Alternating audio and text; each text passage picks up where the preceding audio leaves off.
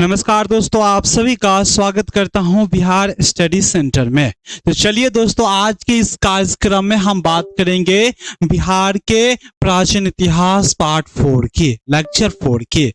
देखिए दोस्तों, हम जिस तरह से और उसमें भी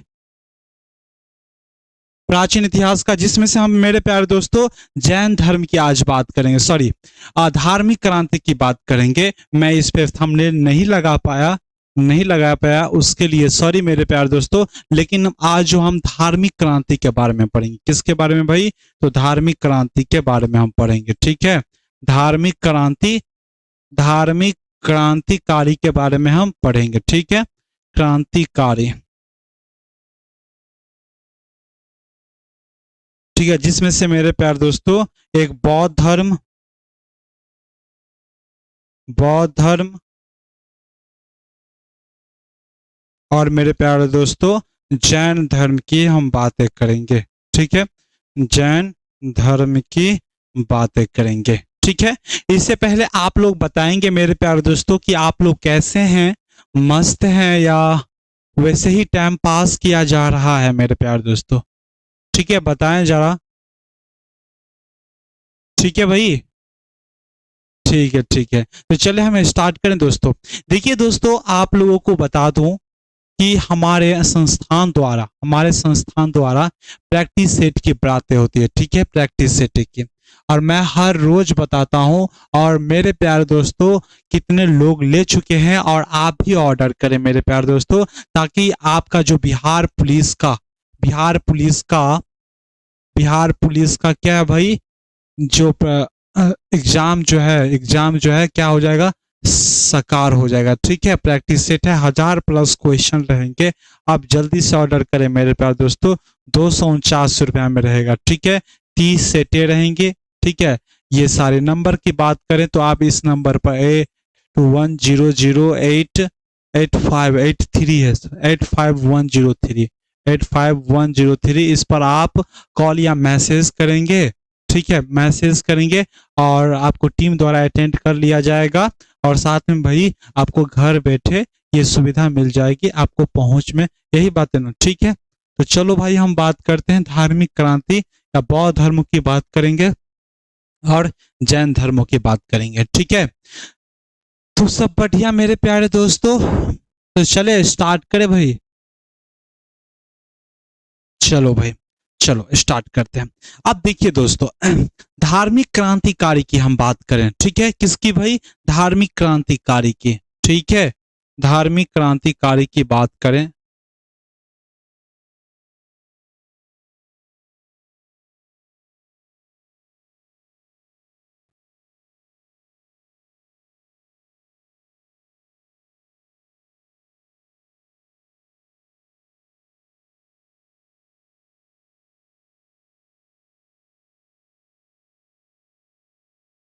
इसका क्या भाई, इसका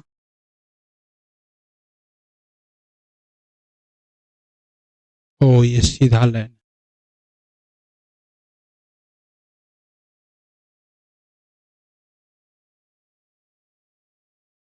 चलो, तो धार्मिक क्रांति के बात करते हैं।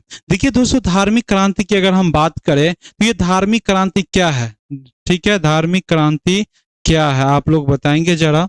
धार्मिक क्रांति क्या है मेरे प्यारे दोस्तों? देखिए दोस्तों, छठी शताब्दी में मेरे प्यारे दोस्तों, छठी छठी सदी में मेरे प्यारे दोस्तों आपको 16 संप्रदाय, ठीक है, संप्रदाय का उदय देखने को मिलता है। क्या भाई? उदय देखने को मिलता है, उदय देखने को मिलता है, ठीक है।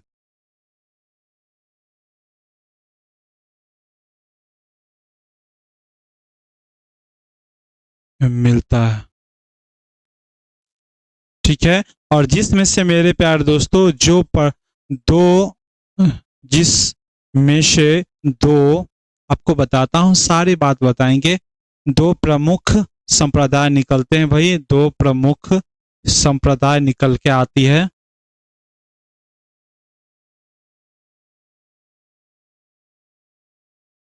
दो संप्रदाय जो कि मेरे प्यारे दोस्तों जैन धर्म और बौद्ध धर्म,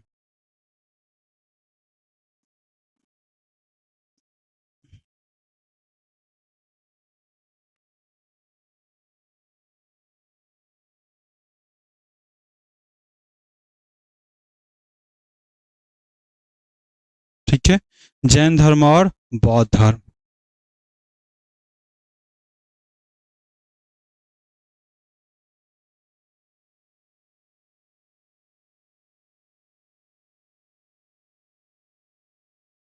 अरे भाई तो हो जा।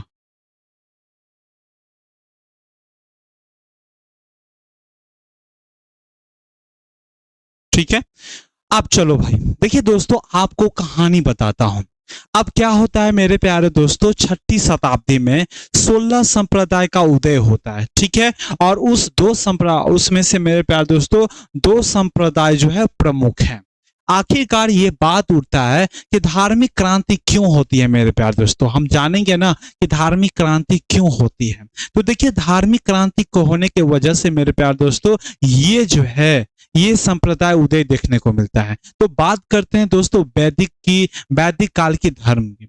वैदिक काल के धर्म की बात किया जाए मेरे प्यारे दोस्तों, तो ये काफी जटिल हो गई थी। क्या हो गई थी? जटिल हो गई थी। साथ में इसके जो पुरोहित हैं, उसके जो ब्राह्मण हैं, वह रूढ़िवादी हो गए थे। यानी अपने धर्म में कोई भी परिवर्तन स्वीकार नहीं करना चाहता था। और जो ये उपदेश देते थे या ज्ञान देते थे, इनकी भाषा संस्कृत थी मेरे प्यारे दोस्तों, जो उच्च लोगों की भाषा थी और आम लोगों को नहीं समझ में आता था। ठीक है, और साथ ही मेरे प्यारे दोस्तों आपको बता दूं, और ये अपने मूल स्वरूप को भूल रहे थे धीरे धीरे, जैसे कि योग करना भूल रहे थे। ठीक है, जैसे कि योग करना भूल रहे थे मेरे प्यारे दोस्तों। अब धर्म में क्या होता है, धर्म में किसी भी धर्म में आप जाके देखो तो वहां पर लोक कल्याण होता है। ठीक है, और ये धीरे धीरे लोक कल्याण करना भी भूल गए थे दोस्तों। यज्ञ की परंपरा जो है धीरे धीरे भूल रही थी। इतना ही नहीं मेरे प्यारे दोस्तों, जब यज्ञ होता था तो उसमें मेरे प्यारे दोस्तों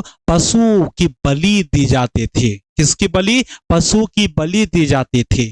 ठीक है, और लास्ट यानी कि उत्तर वैदिक काल तक मेरे प्यारे दोस्तों इतनी पशु को बलि दी गई कि इतनी पशु बलि दी गई कि सारे जहां मरे हुए पशु नजर आते थे।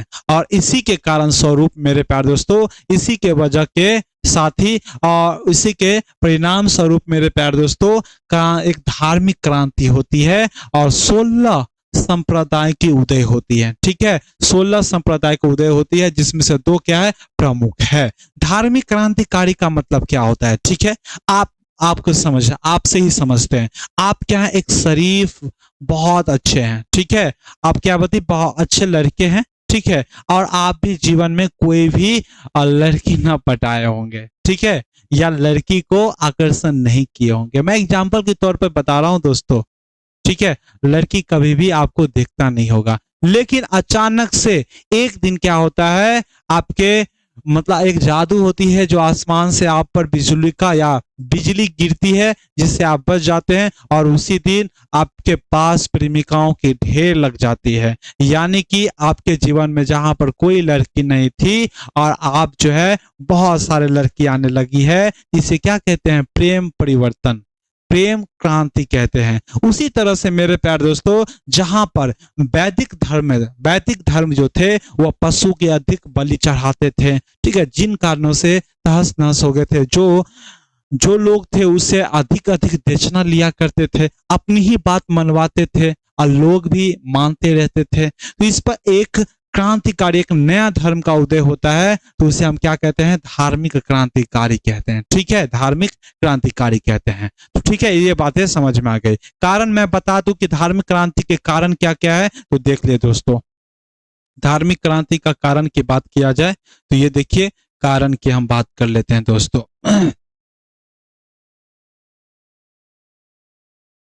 ठीक है, कारण की बात कर ले दोस्तों, उदय की कारण की बात कर लें।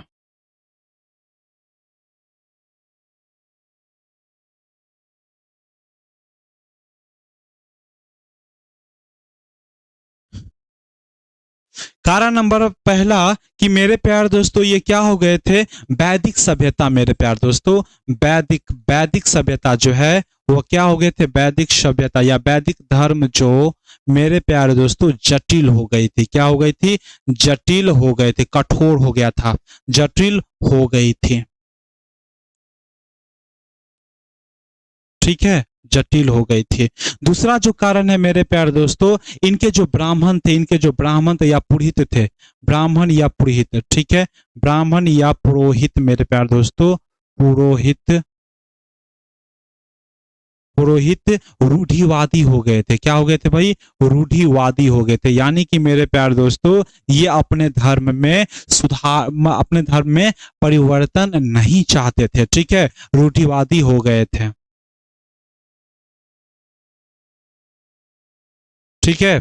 तीसरा जो मुख्य कारण है मेरे प्यारे दोस्तों, इनकी जो भाषा थी, उपदेश देने की, ज्ञान देने की जो भाषा थी, संस्कृत थी। क्या थी? संस्कृत, ठीक है। और जो कि मेरे प्यारे दोस्त, संस्कृत ये उच्च लोगों की भाषा थी, उच्च लोगों की भाषा थी मेरे प्यारे दोस्तों, की भाषा थी। और जिन कारण से भाषा थी और जिन कारण से मेरे प्यारे दोस्तों आम लोगों को समझ में नहीं आता था। और चौथा जो कारण है मेरे प्यारे दोस्तों, ये अपने मौलिक स्वरूप को, मौलिक स्वरूप को, मौलिक मौलिक स्वरूप को भूल रहे थे। स्वरूप को क्या कर रहे थे भाई? धीरे धीरे खो रहे थे, ठीक है। मौलिक स्वरूप का मतलब मेरे प्यारे दोस्तों आपको बता दूं, जो वैदिक जैसे वैदिक धर्म की क्या होता है मौलिक स्वरूप? पहले तो हम योग करेंगे, योग से साधना करेंगे, उसके बाद मेरे प्यारे दोस्तों लोक कल्याण करना होता है, ये सारी बातें, यज्ञ करना पड़ता है। इन्हीं सभी को धीरे धीरे ये वैदिक धर्म जो है पुरोहित लोग खो रहे थे मेरे प्यारे दोस्तों। तो योग खो रहे थे, ठीक है, योग योग खो रहे थे मेरे प्यारे दोस्तों, साधना खो रहे थे, लोक कल्याण खो रहे थे, ठीक है, लोक कल्याण, ठीक है, लोक कल्याण, यज्ञ, ठीक है, यज्ञ की बात करें दोस्तों, यज्ञ भी खो रहे थे, ठीक है, यज्ञ भी खो रहे थे मेरे प्यारे दोस्तों। अब पांचवा की अगर हम बात करें दोस्तों, पांचवा की बात करें तो देख सकते हैं दोस्तों, अरे भाई साहब एक सेकेंड रुक जाओ भाई।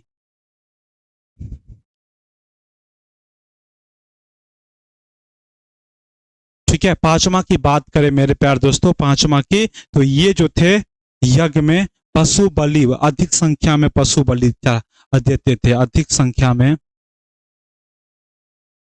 अधिक संख्या में मेरे प्यारे दोस्तों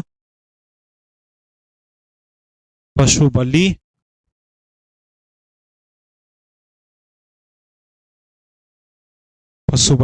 देते थे, ठीक है। तो ये पांच कारण है जिससे मेरे प्यारे दोस्तों धार्मिक क्रांति होती है। अगर आपसे पूछा कि धार्मिक क्रांति कैसे होता है, तो भाई ये कारण है, वैदिक धर्म जटिल हो गई थी, कठोर हो गई थी, जो कि समझ में नहीं आ रहा था आम लोगों को, और इतने इनसे परंपरा किए जा रहा था, ठीक है। और ब्राह्मण पुरोहित रूढ़िवादी हो गए थे, ब्राह्मण जो कि अपने धर्म में कोई भी परिवर्तन नहीं चाहता था, और ये संस्कृत भाषा में उपदेश देते थे या ज्ञान देते थे, जो कि उस संस्कृत उस समय में या छठी शताब्दी में मेरे प्यारे दोस्तों ये उच्च लोगों की भाषा थी, और जिन कारणों से मेरे प्यारे दोस्तों समझ में नहीं आ रहा था आम लोगों की। अब भाई आप ही बताओ, हम अपने मातृभाषा में प्राथमिक शिक्षा ले रहे हैं, वहां पर कोई अंग्रेज आ जाए और बोलने लगे व्हाट डू यू डूइंग, ठीक है, how are you, what to do, ये सब पूछने तो बोले भाई क्या क्या है ये, भाई समझ में नहीं आ रहे क्या, मतलब कह दे ना तो भैंस भैंस के आगे में बीन बजाना की तरह था। तो उसी तरह मेरे प्यारे दोस्तों ये ब्राह्मण कर रहे थे, ठीक है, संस्कृत का, जिसे आम लोगों को समझ में नहीं आता था।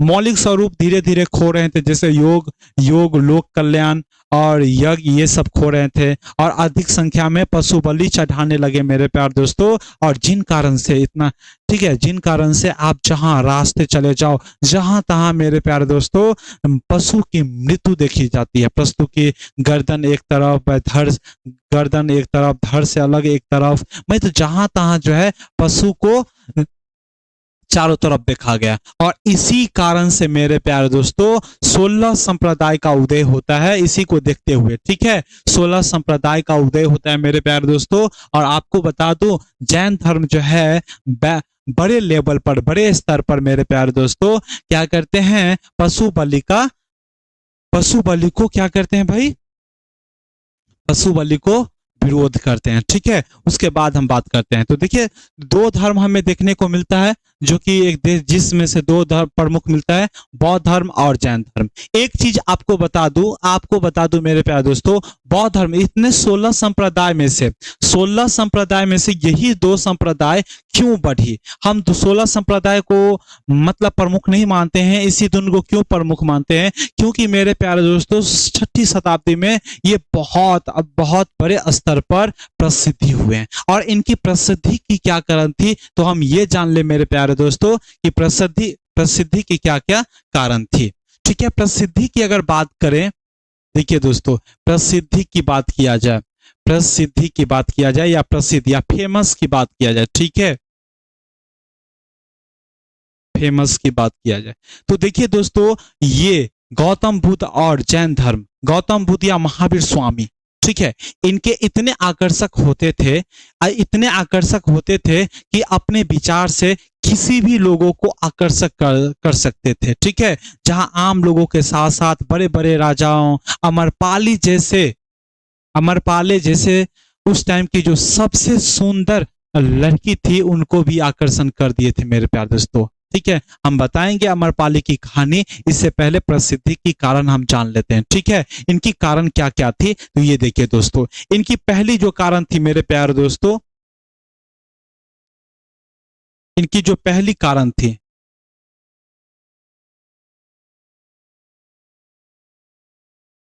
ठीक है, पहली जो कारण थी मेरे प्यारे दोस्तों, ये बहुत आकर्षक थे, ये जैन, बौद्ध और ठीक है, ये, अरे भाई साहब, ये अधिक आकर्षक थे भाई, क्या थे?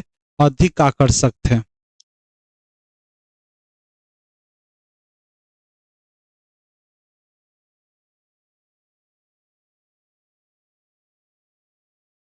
ठीक है, ये अधिक आकर्षक थे मेरे प्यारे दोस्तों, जिससे मेरे प्यारे दोस्तों, वह किसी को अपने विचार से, मेरे प्यारे दोस्तों, किसी को अपने विचार से, ठीक है, अपने विचार से, ठीक है, विचार से आकर्षण कर लेते थे, विचार से आकर्षक कर लेते,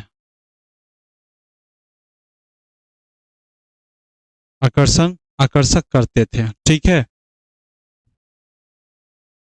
ठीक है, इतने बातें थे। और साथ ही मेरे प्यारे दोस्तों, ये हट्टे कट्टे भी देखने में लगते थे और सौंदर्य रूप था मेरे प्यारे दोस्तों, तो जिन कारणों से ये जो है अपनी आकर्षक विचारों से लोगों को प्रभावित करते थे। ठीक है, और इनकी जो भाषा थी मेरे प्यारे दोस्तों, इनकी भाषा आम लोगों की भाषा थी मेरे प्यारे दोस्तों, ये भाषा जो प्रयोग करते थे, ये आम लोगों की भाषा में वो उपदेश देते, तो ये ज्ञान, ठीक है, ज्ञान आम भाषा में, या ज्ञान या उपदेश की बात करें, ठीक है, उपदेश की बात करें, ज्ञान और उपदेश आम भाषा में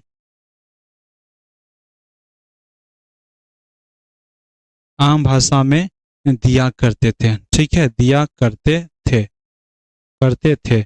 जैसे अगर हम बात करें दोस्तों, अब गौतम बुद्ध की, ठीक है, गौतम बुद्ध की बात किया जाए, तो गौतम बुद्ध मेरे प्यार दोस्तों कौन से, तो पाली भाषा में, ठीक है, पाली भाषा में, ठीक है, पाली भाषा में। दूसरी अगर बात करें दोस्तों गौतम बुद्ध, तो अगर महावीर स्वामी की बात किया जाए, ये महावीर स्वामी की अगर बात करें, स्वामी की बात करिए तो प्राकृतिक भाषा में,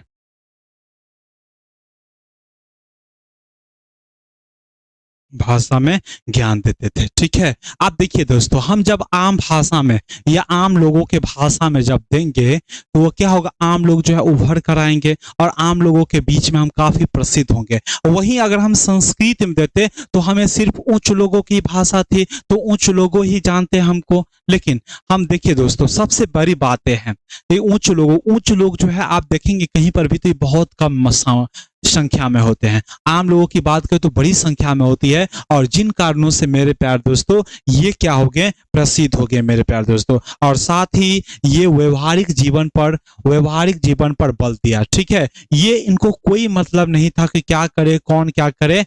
ये पहली बातें हैं मेरे प्यार दोस्तों, पहली बात तो ये थी, और व्यवहारिक जीवन पर बल दिया, यहीं पर लिख देते हैं व्यवहारिक व्यवहारिक जीवन पर बल दिया, ठीक है, बल दिया। और साथ में बताऊं मेरे प्यारे दोस्तों, तो इनको संरक्षण भी मिला, इस धर्म सबको क्या मिला, संरक्षण भी मिला। किन किन को तो संरक्षण मिला, तो हम बात कर लेते हैं। तो देखिए दोस्तों, देखिए दोस्तों, इसके हम बौद्ध धर्म की बात करें दोस्तों, बौद्ध धर्म की, ठीक है, बौद्ध धर्म की बात करें तो इन्हें बौद्ध धर्म की बात किया तो बिंबिसार मेरे प्यारे दोस्तों, बिंबिसार, बिंबिसार, अजात शत्रु, अजात शत्रु, ठीक है, अशोक,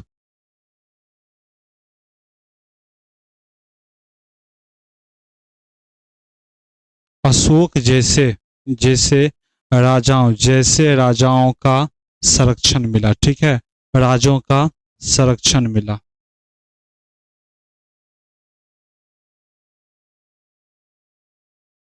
मिला, ठीक है। और दूसरी बात करें तो जैन धर्म की बात करें दोस्तों, जैन धर्म की बात करें, ठीक है, जैन धर्म की बात करें तो इसे चंद्रगुप्त,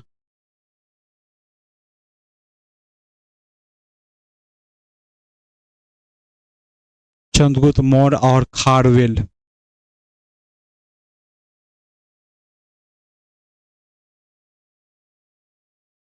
राजा के द्वारा संरक्षण मिला, ठीक है, राजा के द्वारा संरक्षण मिला।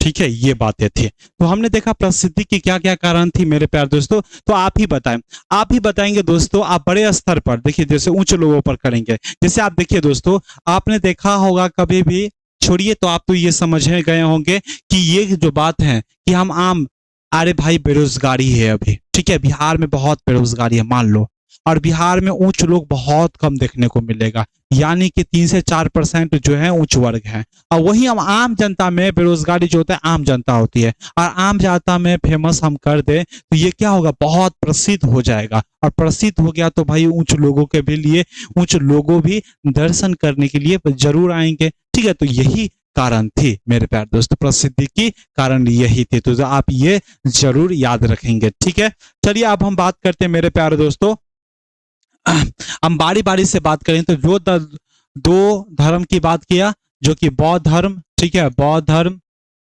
बौद्ध और जैन, तो हम इससे बारी बारी से पढ़ेंगे दोस्तों। पहले हम इसको निपटाते हैं, उसके बाद हम जैन धर्म को बात करेंगे, ठीक है। तो चलिए आइए दोस्तों मेरे प्यारे दोस्तों, ठीक है, जैन धर्म की बात किया जाए, ठीक है, बौद्ध धर्म की, जैन धर्म की नहीं, बौद्ध धर्म की सबसे पहले हम बात करते हैं, ठीक है। सबसे पहले हम किसकी बात करेंगे, तो बौद्ध धर्म को, ठीक है, बौद्ध धर्म,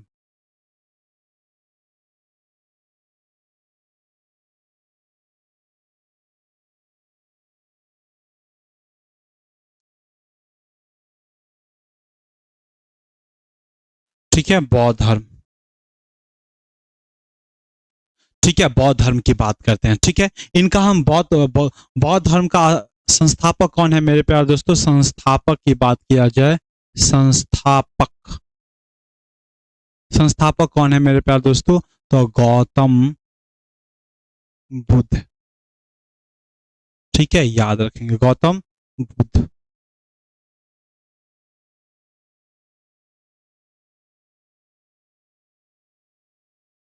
गौतम बुद्ध है संस्थापक।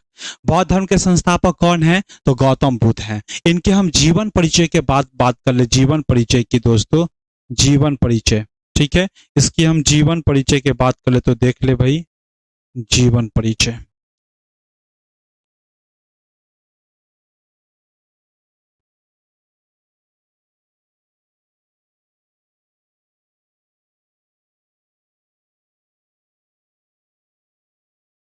ठीक है, जीवन परिचय।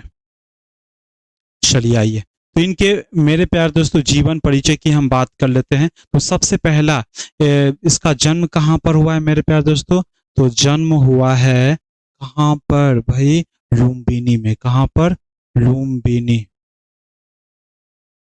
लुम्बिनी। कहाँ पर? लुम्बिनी के कहाँ पर भाई बताओ, कहाँ पर इसका जन्म हुआ है? लुम्बिनी के कहाँ पर भाई, जल्दी बताओ। कपिल वस्तु में, ठीक है। लुम्बिनी की कपिल वस्तु में, ठीक है। एक सेकेंड दोस्तों, बहुत बताते हैं आपको, इसकी कहानी जरूर बताएंगे दोस्तों। आपको कपिल वस्तु में इनकी जन्म होते हैं, ठीक है। कपिल वस्तु में इनकी जन्म होती है। पिता इनके कौन है मेरे प्यारे दोस्तों? आप बताएंगे पिता कौन है? सुदोधन। कौन है भाई? सुदोधन। सुदोधन। सुदोधन।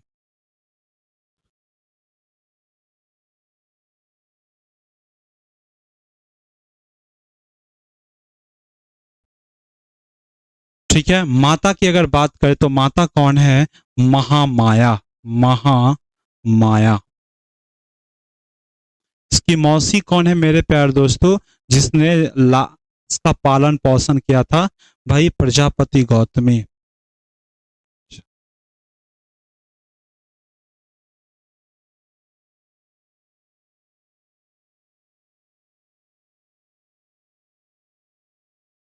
ठीक है। और अगर हम बात करें दोस्तों इसकी पत्नी के बारे में, तो पत्नी कौन है?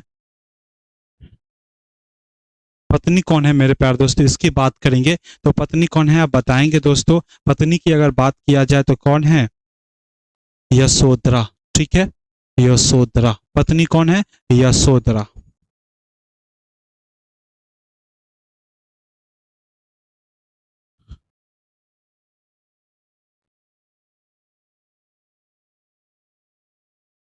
यशोधरा। और जिनसे पुत्र प्राप्ति होती है, जिनसे पुत्र प्राप्त होते हैं, कौन भाई?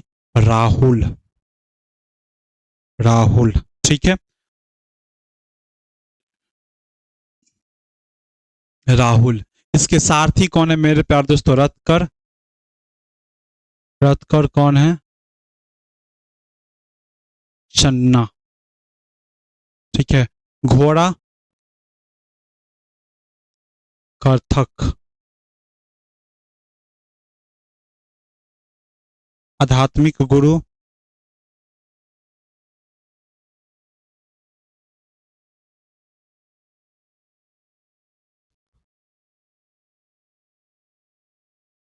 अलार कलाम। मैं सबको आपको बताऊंगा। उसके बाद मेरे प्यारे दोस्त इसका पहला पहला शिष्य, पहला शिष्य कौन है मेरे प्यारे दोस्तों? महिला शिष्य कौन है तो बता दूं आपको। महिला शिष्य इनकी मौसी है, जो कि प्रजापति गौतमी है। प्रजापति।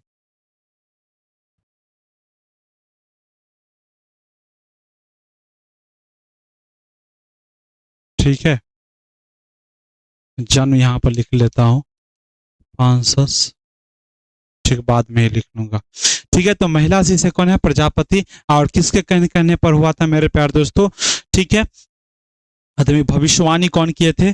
तो भाई भविष्यवाणी की बात किया जाए तो असीत मुनि किए थे। ठीक है, चचेरा भाई इनका देवदत्त है। और कुल्य कौन से है भाई? शाक्य से है। ठीक है, इसका पहला आनंद है। ठीक है, याद रखेंगे आनंद। ठीक है, और ये कुल कौन थे मेरे प्यारे दोस्तों? कुल कुल कौन थे? कुल थे शाक्य। शाक्य।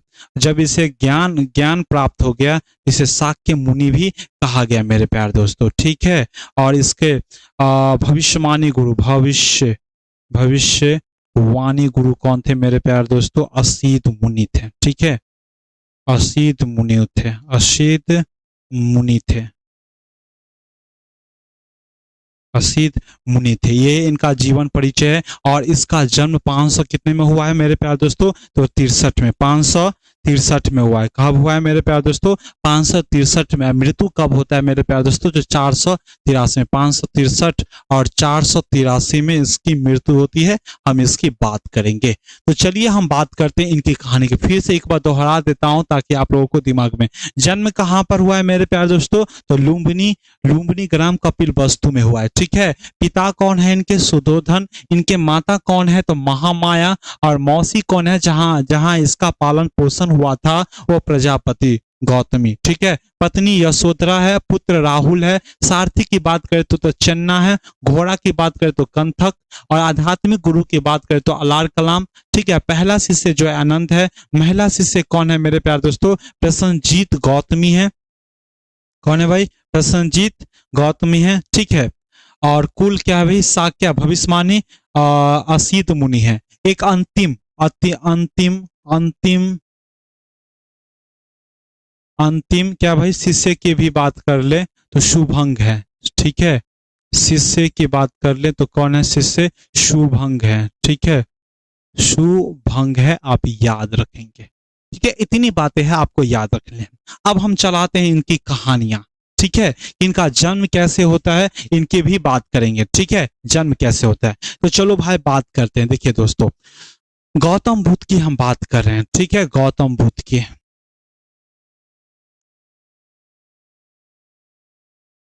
ठीक है, गौतम बुद्ध की।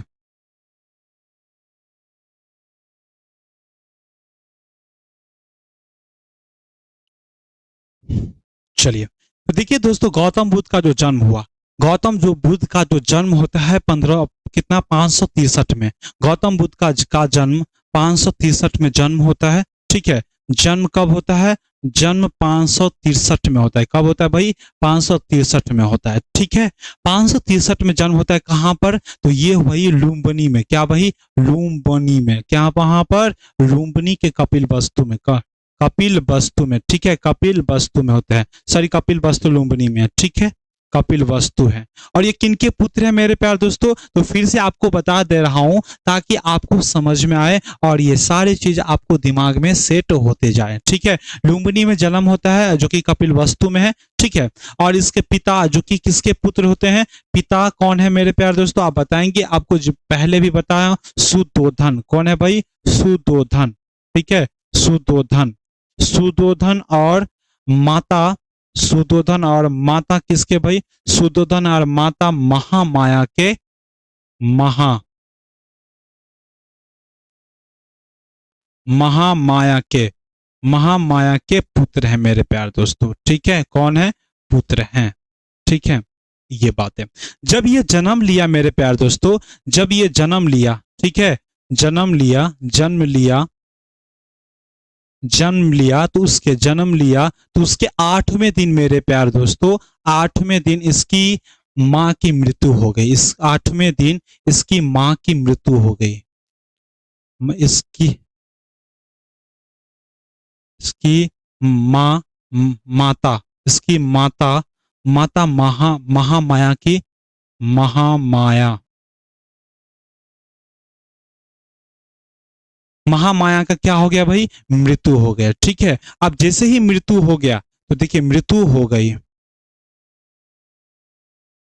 ठीक है। अब देखिए दोस्तों, अब हमारे पारंपरिक या हमारे सांस्कृतिक में बात किया जाए तो जहां पे हम लोग जिस सोसाइटी या जिस समाज में रह रहे हैं, ठीक है, तो भाई देखो भाई, जन्म तो हुआ, ठीक है, उसके 8वें दिन गौतम बुद्ध की जन्म ले लेते हैं। हमारे गांव घर में की अगर बात किया जाए, कोई भी बच्चा जन्म लेता है और उसके फैमिली में अगर कोई मृत्यु हो जाता है, तो भाई सारा जो इल्जाम है कहां पर चला जाता है, तो ये भाई छोटे बच्चे पर चले जाते हैं जो अभी जन्म में है, ठीक है, अभी जन्म लिए हैं। तो जैसे ही गौतम बुद्ध जन्म लिए मेरे प्यार दोस्तों, इसकी 8वें दिन माता मर गई, ठीक है। और इसके माता मर गई तो इनके राज के जो लोग हैं, जो महिलाएं पुरुष हैं, इनको कहने लगे भाई अभागन, ठीक है। गौतम बुद्ध को क्या कहने लगे, अभागन, कि कैसा पुत्र जन्म लिया जिसके जन्म लेते ही माता की मृत्यु हो गई। अभी वही भाई, वही बात कह रहा हूं, उसी, ठीक है, वही अपने लोगों को भी गांव में, समाज में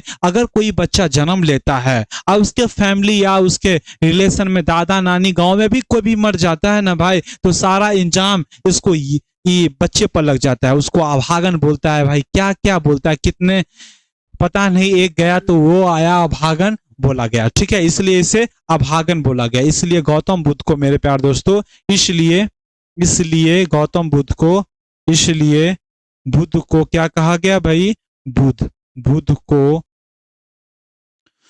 बुद्ध को क्या कहा गया, अभागन कहा गया, ठीक है, अभागन कहा गया। ठीक है, अभागन कहा गया मेरे प्यारे दोस्तों। ठीक है, और हम बात करें दोस्तों, अभागन कहा गया। ठीक है, जब इसकी माता मर गई, आप ही बताओ, जब कोई बच्चा जन्म ले लेता है, जब उसकी माता मर जाती है, तो भाई अधिकांश बच्चे का जो पालन पोषण होता है वह कहाँ होता है मेरे प्यारे दोस्तों? तो नानी के यहाँ या मौसी के यहाँ।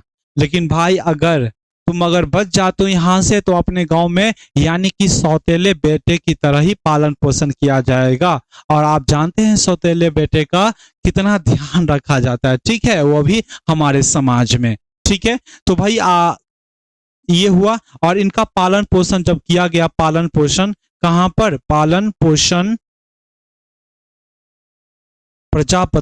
प्रजापति मौसमी, क्योंकि ये भाई इनकी पालन पोषण जो है बहुत अच्छे से हुई। और हम आगे बताएंगे, आप इतना ध्यान देते देते चलिए। पालन पोषण प्रजापति गौतमी प्रजापति के, अरे भाई साहब,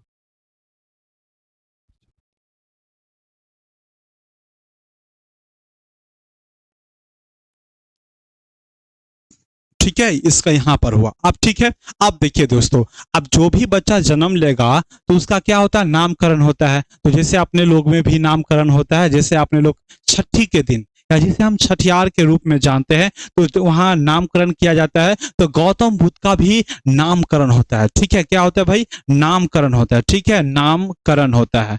और नामकरण में कौन नाम पहले जो होते थे, जो राजा महाराजाओं के दरबार में पहले नामकरण जो होता था, भाई अपने लोग जो है ना, कि अपने लोग उतने अमीर राजा तो है नहीं जो पुरोहित को, बड़े बड़े पुरोहित को बुलाया जाए। ठीक है, पहले ये तो राजा थे, राजा के पुत्र थे। ठीक है, और जिन कारण से भाई बड़े बड़े पुत्र जो हैं यहाँ आते हैं इनको नाम करने के लिए। तो नाम करने के लिए कौन ऋषि आते हैं भाई? तो इसका नाम है असीत मुनि। कौन ऋषि है भाई? असीत मुनि है। कौन है भाई?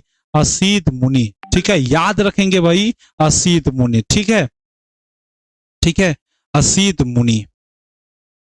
ठीक है, ये बात याद रखेंगे, असीत मुनि। ठीक है, जब असीत मुनि, इसका नामकरण तो देखते हैं, इनका पर्चा पास करते हैं, हाथ देखते हैं, इनकी नक्षत्र में क्या है, इन सभी की बातें करते हैं, तो असीत मुनि कहते हैं ये बालक जो है मेरे प्यारे दोस्तों, ये आगे चलकर सन्यासी बाबा बनने वाले हैं। ठीक है, और सन्यासी बाबा बनने वाले हैं मेरे प्यारे दोस्तों। और इन बातों को सुनकर सुदोधन जो राजा थे, उनको आ जाता है हार्ट अटैक। क्या आ जाता है भाई? Heart attack. कहता है भाई हाँ, ये आगे चलकर सन्यासी बनेगा, तो भाई राजा, ये हमारा राज दरबार हमारे मृत्यु के बाद कौन संभालेगा? ठीक है, कौन संभालेगा? तो ये बातें की गई है। ठीक है, ये बातें कौन है, कौन संभालेगा? तो ठीक है, तो बताता, ठीक है असित मुनि, कोई तो उपाय होगा। ये पहले सुन लो। कहते हैं असित मुनि, पहले सुदोधन महाराज सुन तो लीजिए। देखिए, वैसे तो ये क्या बनेंगे? सन्यासी बाबा बनने वाले हैं। ठीक है, अगर इसमें से अगर बच गया, ठीक है, अगर बच गया तो चक्रवर्ती सम्राट बनेंगे। ठीक है, राजा कहते हैं वाह भाई वाह, अगर बच जाए मजा आ जाएगा। ठीक है, थोड़ा हार्ट अटैक से तो बची, मतलब राहत मिली इनसे। कहा भाई, तो अब सुदोधन गुरु महाराज से पूछते हैं कि इनको बचने का उपाय बताए। ठीक है, तो इनके बचने का उपाय बताया गया कि देखिए महाराज, अगर इसे थोड़ा सा भी दुख का भनक लगा, थोड़ा सा भी दुख का, घृणा का, ये सब का भनक लगी, तो ये मेरे प्यारे दोस्तों उस दिन से ये सन्यासी बाबा जाएंगे, सन्यासी बाबा बन जाएंगे। ये कौन भविष्यवाणी करते हैं? तो असीत मुनि करते हैं भविष्यवाणी। ठीक है, तो भाई, तो इनको बोला गया कि भाई असीत मुनि जो कहे गए, इसको ऐसा महल बनवाओ जहां पर सुखी समृद्धि मिले। ठीक है, ताकि इसे कोई दुख का भनक भी न लगे, तब ये राजा बनने के लायक रहेंगे। ठीक है, उसके बाद मेरे प्यार दोस्तों, ठीक है, नामकरण ऋषि बताया, असीत मुनि ने कहा, असीत मुनि, ठीक है, असीत मुनि ने कहा, ठीक है, देखिए ये असीत मुनि ने बताया, कहा, ठीक है, असीत मुनि ने कहा, दो बातें बताया। ठीक है, ये आगे चलकर, ये आगे चलकर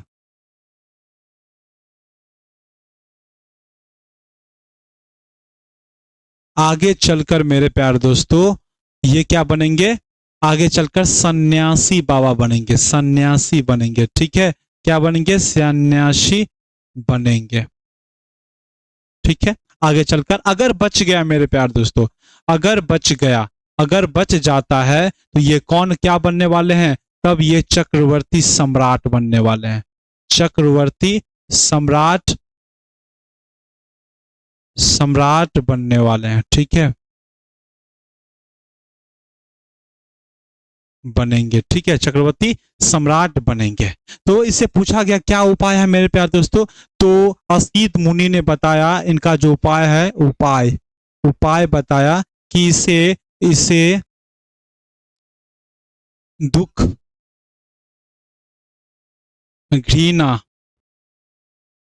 ठीक है, शोक, शोक का भनक नहीं लगना चाहिए, भनक नहीं लगना चाहिए।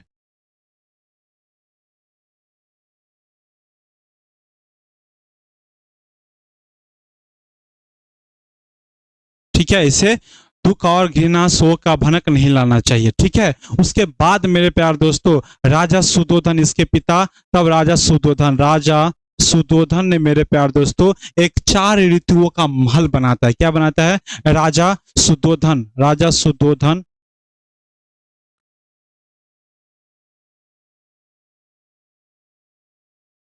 सुदोधन 4 ऋतुओं का महल बनाता है, 4 ऋतुओं का ऋतुओं का महल बनाते हैं। ठीक है, महल,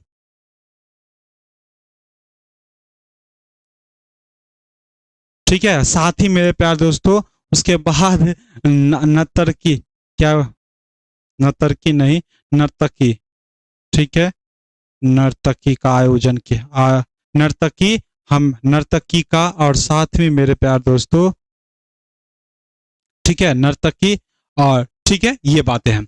आप देखो भाई, आप देखिए क्या बताया कि इसे इसे घृणा शोक का भनक नहीं लगे, और राजा सुधोधन ने 4 ऋतुओं का महल बनाया मेरे प्यारे दोस्तों, यानी कि वर्षा ऋतु, ठंडी गर्मी, जो भी मौसम है इसी में होगा। ठीक है, और इसके लिए एक और आयोजन किया गया, यानी कि नर्तकी, जिसे हम अपनी भाषा में क्या करते हैं, ऑर्केस्ट्रा। ठीक है, ऑर्केस्ट्रा कहते हैं। भाई आजकल जो भैया ना, जो आर्ट दिखाने वाले ऑर्केस्ट्रा जो उनका बहुत बदलाव किया गया है। उस समय की बात किया जाए तो एक कला, ऑर्केस्ट्रा जो है कला है, कला का प्रदर्शन किया जाता है। लेकिन लोगों ने मेरे प्यार दोस्तों आपको बता दूं, लोगों ने इतना इनको दुरुपयोग किया है कि आज का ऑर्केस्ट्रा और उस समय का ऑर्केस्ट्रा कुछ अलग ही हो गया है। मतलब कोई, मतलब कला के दृष्टिकोण से लग ही नहीं रहा है कि ऑर्केस्ट्रा है।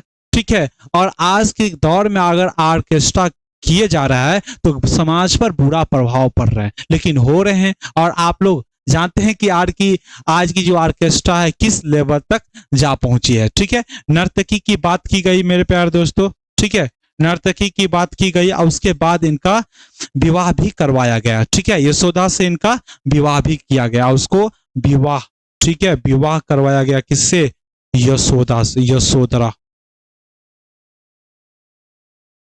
से। और जिनसे क्या, जिनसे जिनसे मेरे प्यार दोस्तों, जिनसे पुत्र प्राप्त होता है, जिनसे पुत्र प्राप्त होता है, जिसका नाम होता है राहुल। ठीक है मेरे प्यार दोस्तों, राहुल पुत्र प्राप्त होता है। ठीक है, अब देखिए दोस्तों, अब रोचक कहानी आ गई है।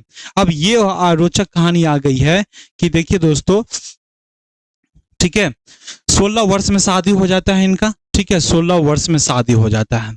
अब इसके, आप देखिए देखिए रोचक कहानी होने वाली है। ठीक है, अब क्या होता है, कपिल वस्तु में एक युवा महोत्सव का आयोजन किया जाता है। ठीक है, कपिल वस्तु में एक युवा महोत्सव का आयोजन किया जाता है, जिसमें चीफ गेस्ट के तौर पर गौतम बुद्ध को बुलाया जाता है मेरे प्यारे दोस्तों। किसके रूप में, चीफ गेस्ट के रूप में गौतम बुद्ध को बुलाया जाता है। ठीक है, चीफ गेस्ट के रूप में एक कपिल वस्तु में क्या होता है भाई, कपिल वस्तु में युवा महोत्सव होता है। ठीक है, युवा महोत्सव होता है,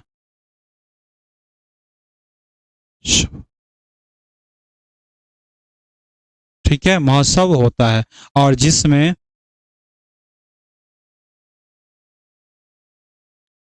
बुध को चीफ गेस्ट के तौर पर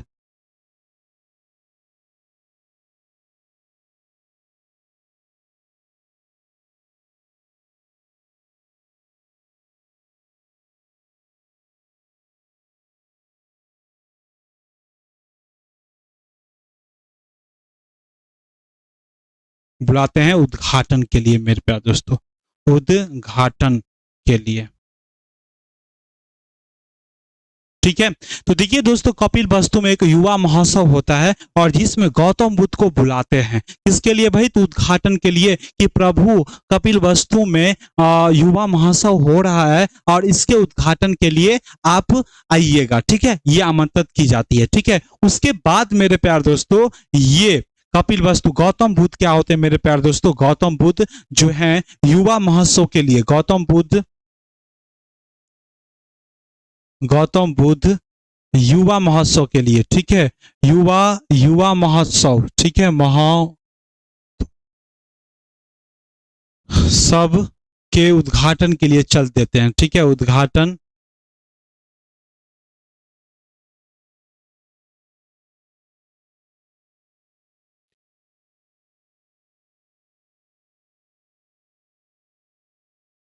चलते हैं। ठीक है, उद्घाटन के लिए चलते हैं। जब ये चलते हैं तो मेरे प्यार दोस्तों, इनका सारथी होता है क्या, कौन होता है, चन्ना। चन्ना चन्ना के चन्ना चन्ना चन्ना चन्ना के, और इनके सारथी कौन थे, चन्ना के साथ जाते हैं, चन्ना के साथ जाते हैं मेरे प्यार दोस्तों, जाते हैं। ठीक है, क्योंकि इसका रथकार था, तो भाई जब ये जाएंगे तो वो भी तो जाएंगे ना, जाते थे, जाते,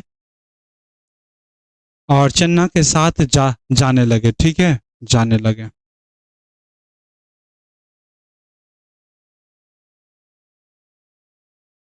मेरे प्यार दोस्तों। ठीक है, अब देखिए दोस्तों, ये इतनी बातें तो हो गई।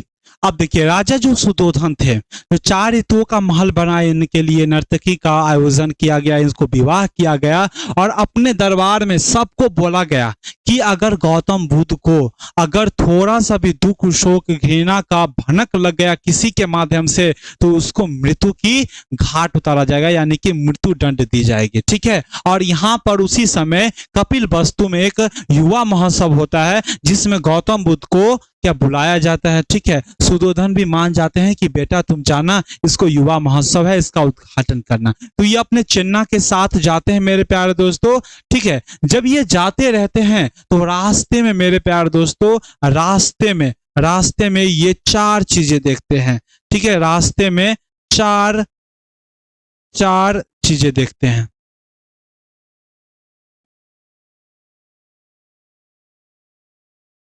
रास्ते में ये क्या देखते हैं भाई, रास्ते में ये 4 दुख दृश्य देखते हैं। क्या देखते हैं, 4 दुखे दृश्य देखते हैं। जो कि पहला था मेरे प्यारे दोस्तों, बूढ़ा व्यक्ति। हम बताते हैं आपको, 4 दुख दृश्य देखते हैं।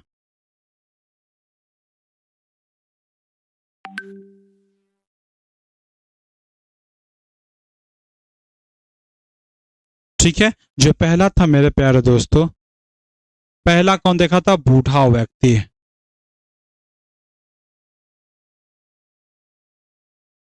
ठीक है, दूसरा जो मेरा प्यारा देखा था, बूढ़ा व्यक्ति, बीमार व्यक्ति।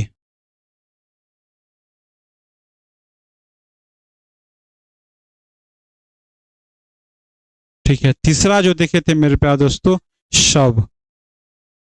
ठीक है, चौथा जो देखे थे मेरे प्यारे दोस्तों, सन्यासी। ठीक है, सन्यासी देखे थे।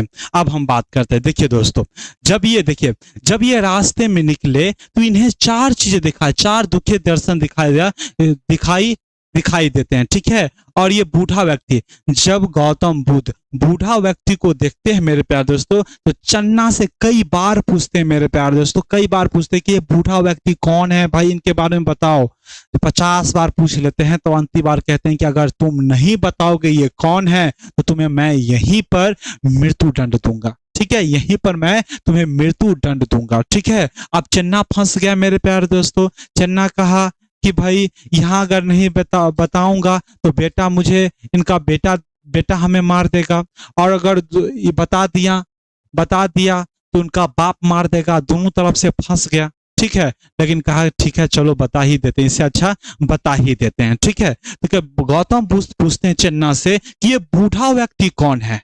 ठीक है, ये बूढ़ा व्यक्ति कौन है? तो चन्ना जवाब देते हैं कि प्रभु ये बूढ़ा व्यक्ति है। ठीक है, कौन है? ये बूढ़ा व्यक्ति है। तो पहले जन्म होता है, जबकि बाद युवा होता है, उसके बाद एक अवस्था जो आता है बूढ़ा बन जाता है। तो बूढ़ा व्यक्ति जो कि मेरे प्यारे दोस्तों लाठी के सहारे चल रहे थे, और इसके कमर दर्द ये वो दिस दैट इनके हो रहे थे। ठीक है, चलने में बहुत कठिनाइयां हो रही थी। ठीक है, पेन हो रहा था। तो बोला कि भाई ठीक है, ये बताया। तो गौतम बुद्ध इससे पूछते हैं कि एक दिन मेरा भी परिस्थिति इसी तरह आएगा? तो कहते हैं अवश्य सरकार, आपका भी आएगा एक दिन, आप भी बूढ़े होंगे, आप भी इसी प्रकार चलेंगे मेरे प्यारे दोस्तों, और आपका बेटा बेटी जो है आपको छोड़ देगा, आपको घर से दूर हो जाएगा। ये बातें कही गई। ठीक है, कहला ये बात है। ठीक है, इसकी बात ये सुनकर गौतम बुद्ध है सदमा में चला गया, और इनकी तो जानकारी थी ही नहीं मेरे प्यारे दोस्तों, क्या दुख क्या होता है, सुख क्या होता है। ठीक है,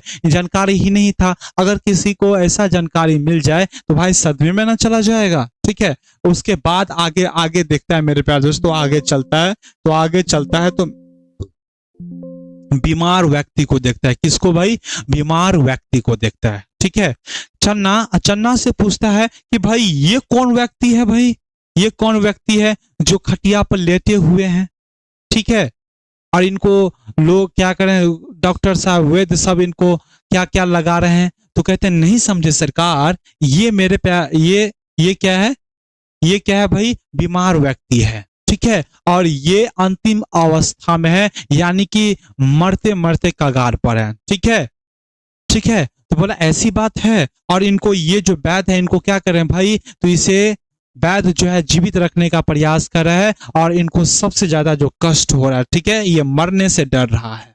ठीक है, तो गौतम बुद्ध चन्ना से पूछते हैं कि मेरा भी एक दिन आएगा? कहते जी सरकार, आपका भी एक दिन आएगा, और आप भी बीमार होंगे, और आप भी बीमार होंगे तो इसी प्रकार खटिया पर, चार खटिया पर लेटे रहेंगे। ठीक है, और कष्ट से मर रहे होंगे। ठीक है, ये बातें सुनकर और सदमे में चल गए।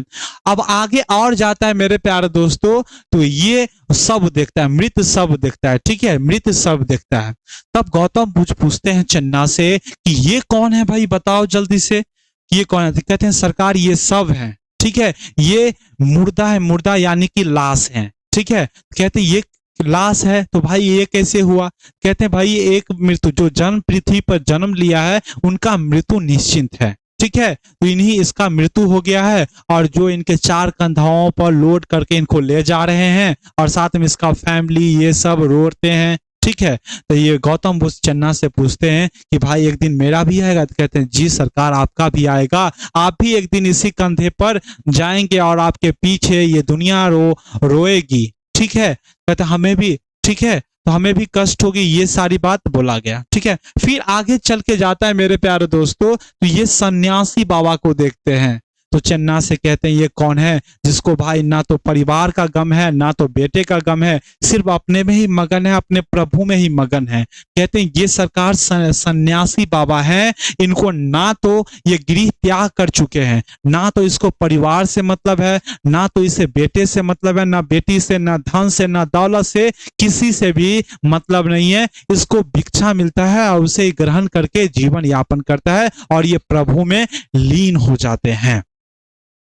ये बातें सुनकर मेरे प्यारे दोस्तों चन्ना से कहते हैं कि भाई ये बात है। तो चन्ना कहते हैं आज से जो हम हैं यही सन्यासी बनेंगे। क्या बनेंगे? आज से यही सन्यासी बनेंगे। ठीक है, गौतम बुद्ध आप क्या करते हैं? घर आते हैं। ठीक है, गौतम बुद्ध जब घर आते हैं मेरे प्यारे दोस्तों, घर आते हैं, लेकिन उसकी आत्मा नहीं आते हैं। ठीक है, उसकी आत्मा नहीं आते हैं। ठीक है, क्या आते हैं? गौतम बुद्ध युवा महोत्सव में पहुंचे, उद्घाटन भी किए, और साथ ही मेरे प्यारे दोस्तों बहुत दुखद थे, क्योंकि ये दृश्य देख चुके थे इनके। ठीक है, और इन्हीं दृश्य की वजह से वो बहुत सदमे में चले गए थे। उसके बाद में सन्यासी बाबा को लास्ट में देखता है। ठीक है, सन्यासी बाबा को लास्ट में देखता है तो तय कर लेता है कि अब जो हम बनेंगे, कौन बनेंगे? सन्यासी बाबा ही बनेंगे। ठीक है, सन्यासी बाबा ही बनेंगे। ठीक है, जब ये घर आया मेरे प्यार दोस्तों, ठीक है, 29 वर्ष हो चुकी थी, अब तक 29 वर्ष हो चुकी थी। जब ये घर आया तो मेरे प्यारे दोस्तों, ठीक है, लेकिन कहा जाता है कि घर तो महात्मा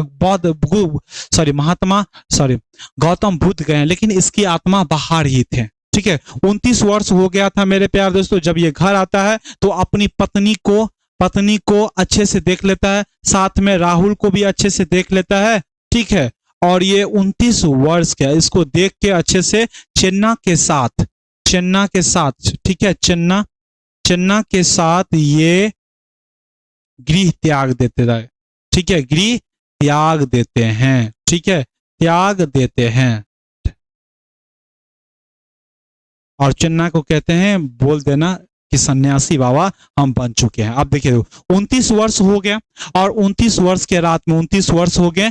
ठीक है, और उसी रात में मेरे प्यारे दोस्तों, उस रात में अपनी पत्नी को, अपने राहुल को भरमन देख लेता है। ठीक है, और उसके बाद चन्ना, जो कि इनकी सारथी रहते हैं, और चन्ना इनको छोड़ने जाते हैं। ठीक है, चन्ना को कहता है भाई किसी को अभी मत बोलो, मैं जब सन्यासी बन जाऊंगा तब सबको बताना। ठीक है, जब ये चले जाते 29 वर्ष के में गृह त्याग कर देते हैं। ठीक है, अब जैसे ही गृह त्याग करते हैं मेरे प्यार दोस्तों, तो ये एक गुरु के खोज में निकलते हैं। एक गुरु मिलता है, एक आदमी को योग गुरु कहे मेरे प्यार दोस्तों, योग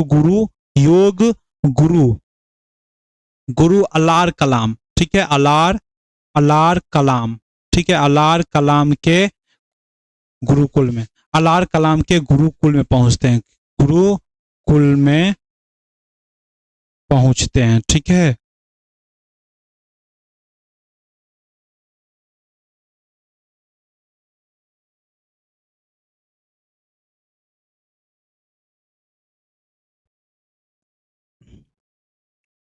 ठीक है, और जिससे मेरे प्यार दोस्तों जिससे ये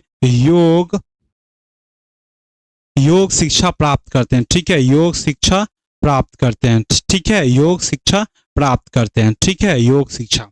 अब देखो दोस्तों, अब जैसे ही गृह त्याग होता है तो ये कहाँ पहुंचते हैं मेरे प्यारे दोस्तों, अलार कलाम के गुरुकुल में पहुंचते हैं। और जहां से अलार कलाम, जो कि इनके गुरु होते हैं, आध्यात्मिक गुरु या योग गुरु के हैं, तो मेरे प्यारे दोस्तों इनसे कौन क्या क्या चीज का शिक्षा लेते हैं, योग साधना की शिक्षा लेते हैं। ठीक है, और इनके, ठीक है, अब यहां से ले लिए योग और शिक्षा का ज्ञान ले लिए, तो ये मेरे प्यारे दोस्तों पांच साथियों, ठीक है, अपने 5 साथियों के साथ, ठीक है, और ये 5 साथियों के साथ, ठीक है,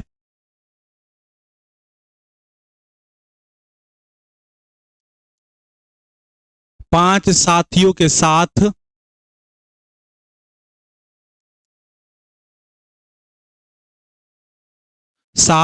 ज्ञान के प्राप्ति में मेरे प्यारे दोस्तों निकल पड़े, ज्ञान की प्राप्ति में निकल पड़े।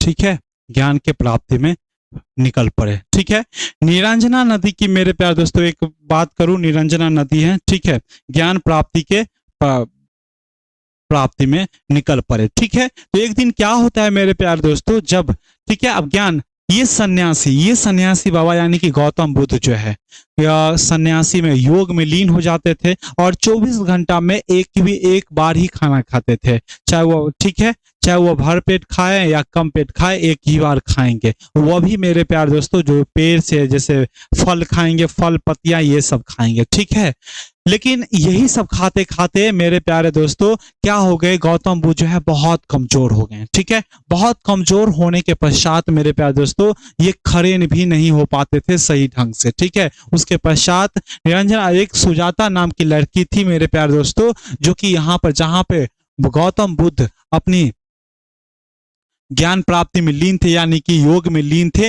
वहां पर आते हैं कौन भाई, सुजाता नाम की लड़की। ठीक है, और सुजाता नाम के देखते हैं इनको, कहते हैं महाराज ये खीर लीजिए और ये खाइए। ठीक है, और इसके 5 जो साथी होते हैं कहते हैं भाई अब इसको एक्सेप्ट कर लेते हैं। गौतम बुद्ध जो है मेरे प्यारे दोस्तों सुजाता की जो खीर देते हैं उनको ले लेते हैं और खाने लगते हैं, ठीक है। और इनको देखकर ये 5 साथी कहते हैं, गौतम बुद्ध अब लड़की के जाल में फंस गए हो, अब इनका कुछ नहीं होने वाले हैं। और ये जो 5 साथी थे इनके, ये भाग जाते हैं इनको छोड़कर, ठीक है। और गौतम बुद्ध को सुजाता क्या कहते हैं कि देखिए महाराज जी, आप बहुत कमजोर हो गए हैं, इसलिए आप खीर खाइए, क्योंकि कहा जाता है कि स्वस्थ शरीर में ही स्वस्थ आत्मा निवास करती है, ठीक है। ठीक है। और सुजाता जो है इन्हें खीर देते हैं मेरे प्यारे दोस्तों, सुजाता खीर देते हैं इन्हें,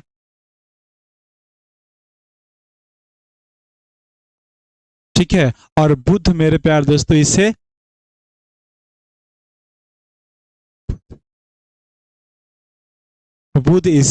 ले लेते हैं, ठीक है।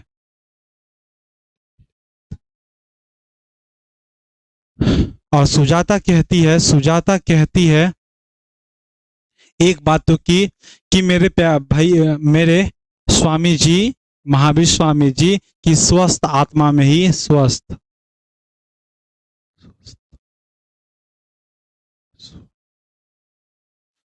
शरीर में ही क्या बसता, स्वस्थ शरीर में ही स्वस्थ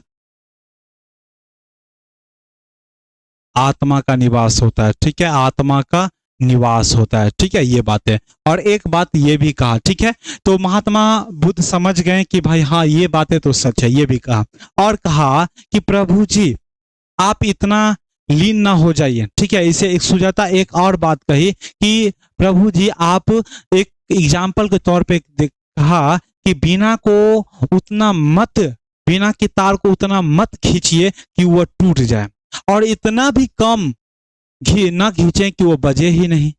जिससे महात्मा बुद्ध को समझ में आया गया कि ज्यादा तपस्या करने से भी ज्ञान की प्राप्ति नहीं हो सकती है, और ज्यादा कम करने से भी ज्ञान की प्राप्ति नहीं होती है। यानी कि मध्यम मार्ग चुना मेरे प्यारे दोस्तों। यानी कि मेरे प्यारे दोस्तों, ये गौतम बुद्ध जो है उसके बाद सुजाता के कहने पर, मध्यम मध्यम मध्यम मार्ग चुना मेरे प्यारे दोस्तों। क्या हुआ? मध्यम मार्ग चुना, ठीक है। जिसके पश्चात मेरे प्यारे दोस्तों 6 साल के कड़ी मेहनत में, ठीक है, कड़ी मेहनत के बाद मेरे प्यारे दोस्तों इनके ज्ञान प्राप्ति 6 साल, 6 वर्ष, गृह त्याग के 6 वर्ष, गृह त्याग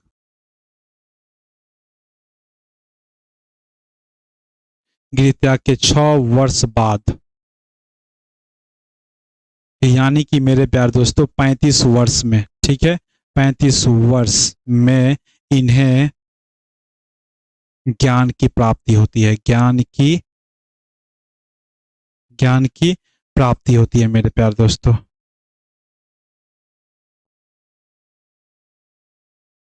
कहां पर मेरे प्यारे दोस्तों? तो निरंजना नदी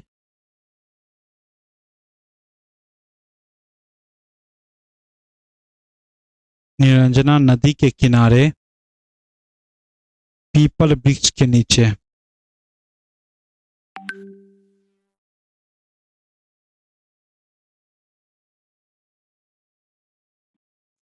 ज्ञान प्राप्ति होती है।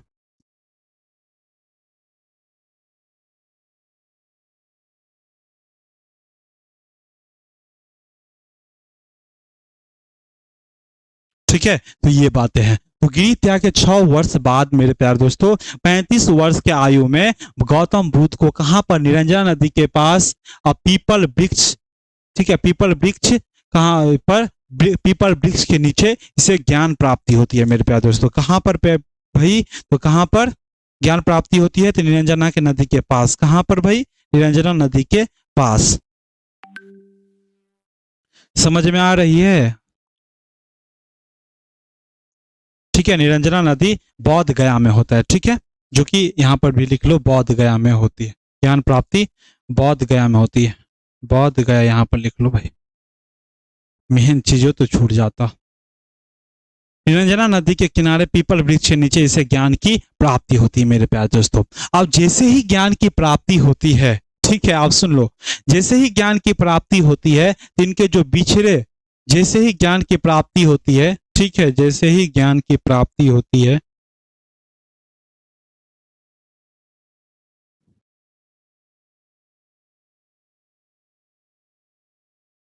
ज्ञान की प्राप्ति होती है तो ये कहाँ जाता है भाई? ये जाता है अपने 5 मित्रों को ढूंढने के लिए। प्राप्ति होती है,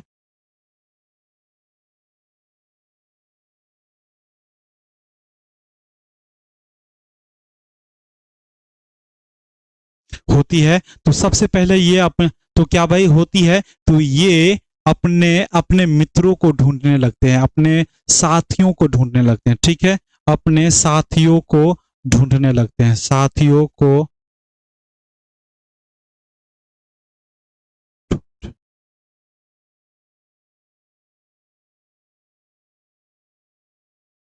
अपने साथियों को ढूंढने लगते हैं। ठीक है, अपने साथियों को ढूंढने लगते हैं। ठीक है, अब ये कहां पर मिल जाते हैं इनके साथियां? सारनाथ में मिल जाते हैं मेरे प्यारे दोस्तों, सारनाथ में मिलते हैं। और ये मिलते हैं, सारनाथ में मिलते हैं। ठीक है, सारनाथ में मिलते हैं। ठीक है, आप देखिए दोस्तों, गौतम बुद्ध जो है अपने साथियों को खोजते हैं, ढूंढते हैं, तो ये सारनाथ में मिल जाते हैं और अपने साथियों से कहते हैं कि साथी भाई आज का बहुत खुशी का दिन है। ठीक है, खुशी का दिन है और हमें ज्ञान की प्राप्ति हो गई है, ज्ञान की प्राप्ति हो गई है। ठीक है, तो पहला उपदेश जो है अपने साथियों के साथ देता है, अपने साथियों के साथ सारनाथ में देते हैं और अपने साथियों के अपने साथियों को अपने साथियों को अपने साथियों को पहला उपदेश देते हैं,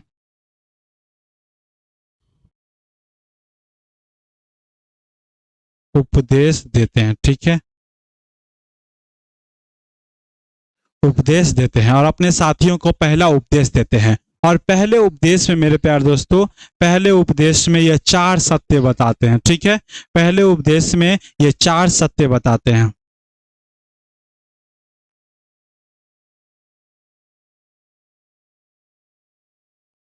4 सत्य देते हैं। ठीक है, 4 आर्य सत्य देते हैं।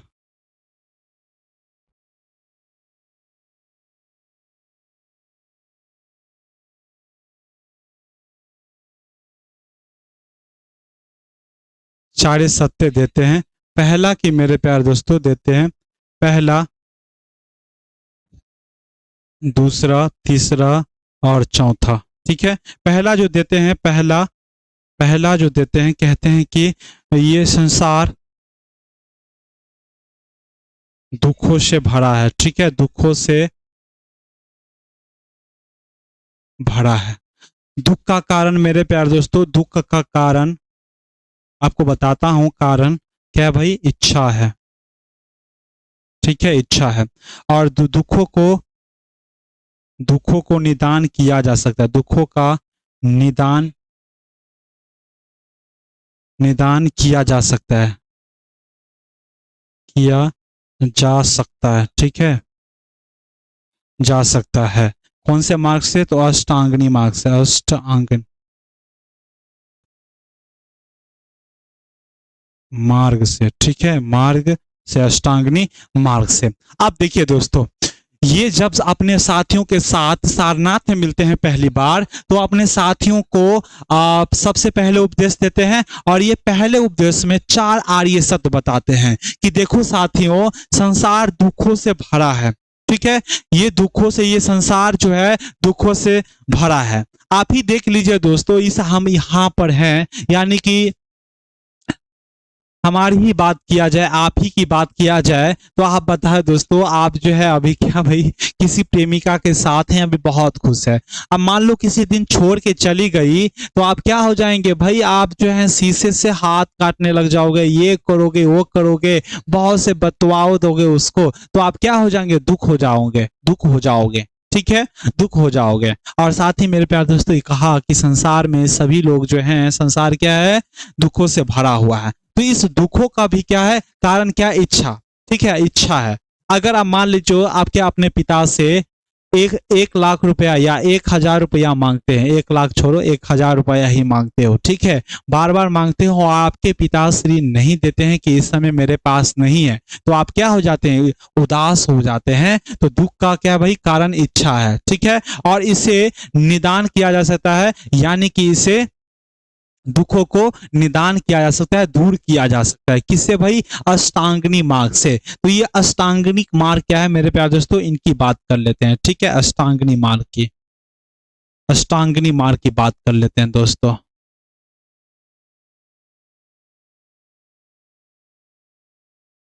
ठीक है, अष्टांगनी मार्ग की हम बात कर लेते हैं। ओह माय गॉड, अष्टांगनी मार्ग की बातें कर लेते हैं।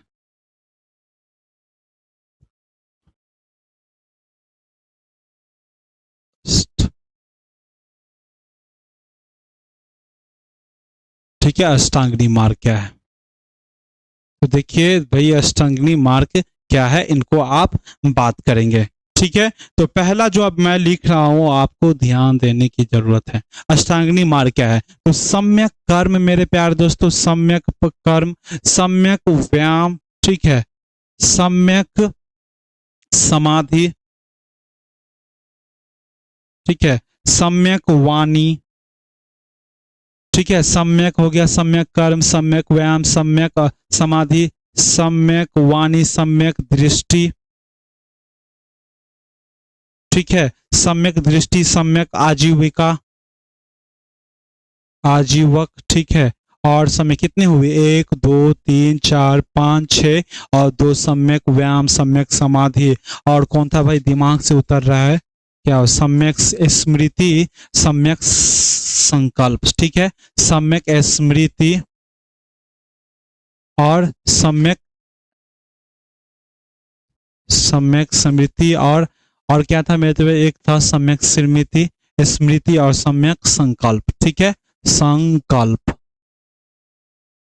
ठीक है भाई, संकल्प। तो देखिए दोस्तों, आप देखो यहां पर देखो, हमने बताया दोस्तों, गौतम बुद्ध ने बताया कि 4 सत्य दिया, संसार दुखों से भरा है, दुखों का कारण इच्छा है, और दुखों का निदान किया जा सकता है अष्टांगनी मार्ग से। तो ये है अष्टांगनी मार्ग मेरे प्यारे दोस्तों, इसके माध्यम से आप मेरे प्यारे दोस्तों दुखों को दूर कर सकते हैं। जैसे पहला है सम्यक कर्म, ठीक है, सम्यक कर्म है, ठीक है, सम्यक कर्म के से आप इसको दूर किया जा सकता है, व्यायाम से दूर किया जा सकता है, समाधि से दूर किया जा सकता है, सम्यक वाणी, सम्यक दृष्टि, सम्यक आजीवक, इनको इन रास्ते पर चलकर मेरे प्यारे दोस्तों आप जो है दुखों का निदान कर सकते हैं। क्या कर सकते हैं मेरे प्यारे दोस्तों, दुखों का निदान कर सकते हैं। तो ये बातें ने कही है गौतम बुद्ध, क्या कही है, तो ये बातें ने की गई है, ठीक है। अब हम बात करते तो ये बताया गया, और गौतम बुद्ध सबसे ज्यादा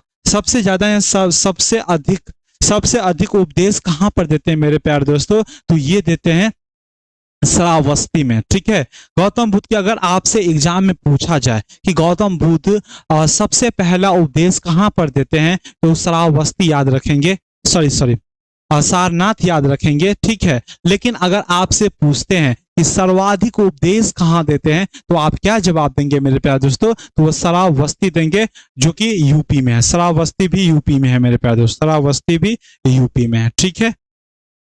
तो सर्वाधिक उपदेश, सर्वाधिक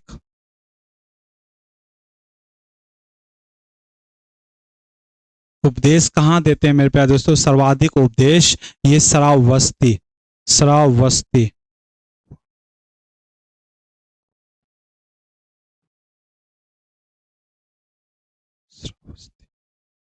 वस्ती में देते हैं, ठीक है, श्रावस्ती यूपी में है।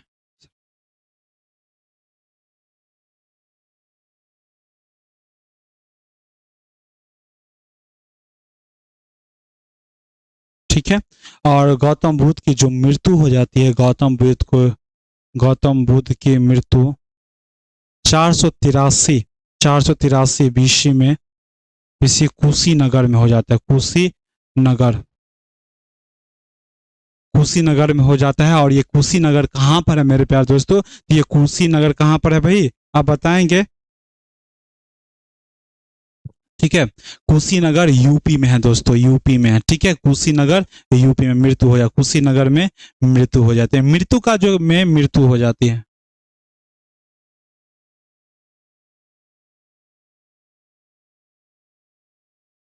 हो जाते हैं दोस्तों।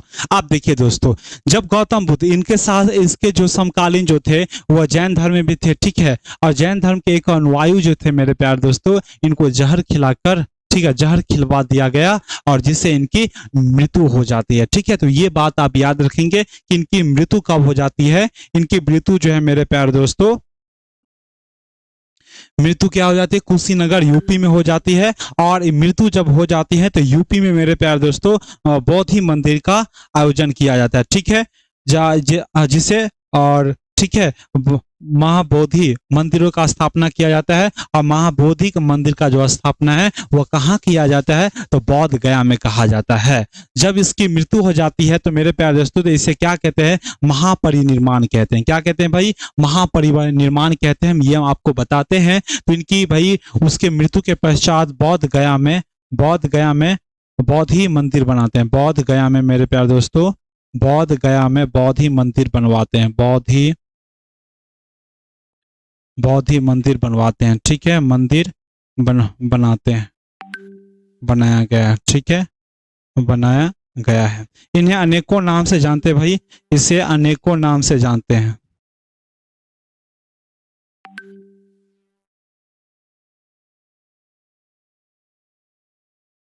ठीक है। इसे हम मेरे प्यारे से जब ज्ञान प्राप्ति हो जाती है तो ये कहाँ के रहने वाले थे, तो शाक्य रहने वाले थे। इसे शाक्य मुनि के नाम से भी जानते हैं, ठीक है, शाक्य मुनि, ठीक है, शाक्य मुनि के नाम से जानते हैं। इसे बचपन का नाम से क्या नाम थे, सिद्धार्थ के नाम से जानते हैं मेरे प्यारे दोस्तों, ठीक है, सिद्धार्थ के नाम से जानते हैं।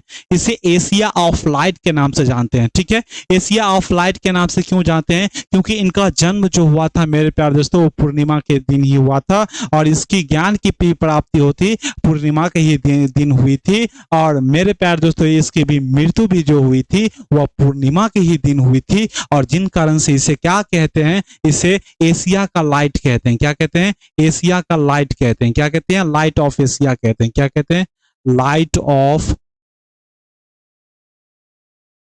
एशिया कहते हैं। क्या कहते हैं भाई, एशिया, ठीक है, एशिया कहते हैं।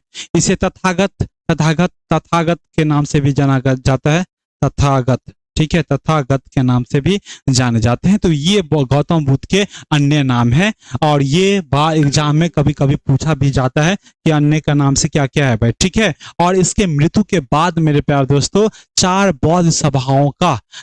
बौद्ध संगति या सभाओं का आयोजन किया जाता है, ठीक है। क्या किया जाता है, चार, इनके मृत्यु के पश्चात, ठीक है। इसके मृत्यु के पश्चात मेरे प्यारे दोस्तों चार, इसके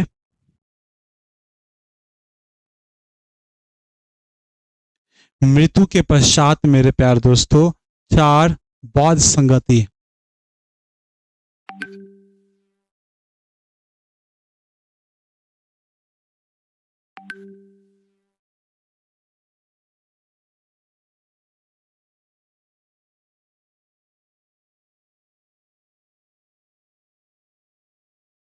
आयोजन किया जाता है, ठीक है, किया जाता है मेरे प्यारे दोस्तों। और हम आपको बता दूं ये चार बौद्ध संगतियां कहाँ कहाँ किया जाता है, इनको हम देख लेते हैं, ठीक है।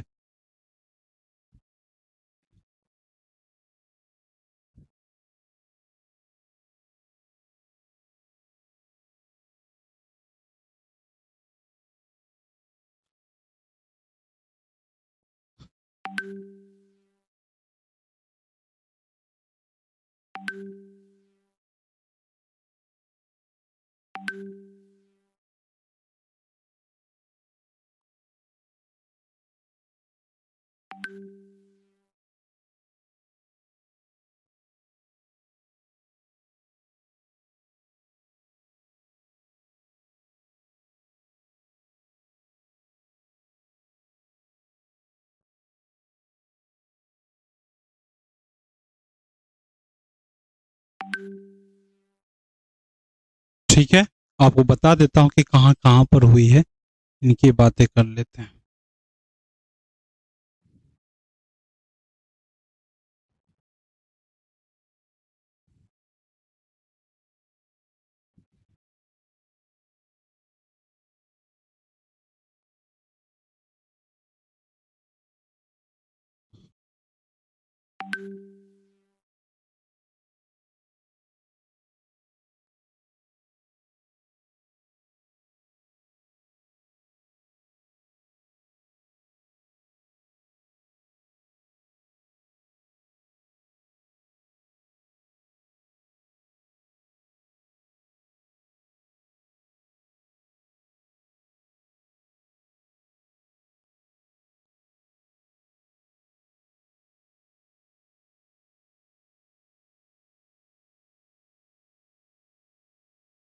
भाई रुक जाओ, आपको मैं सही सही बता दूंगा।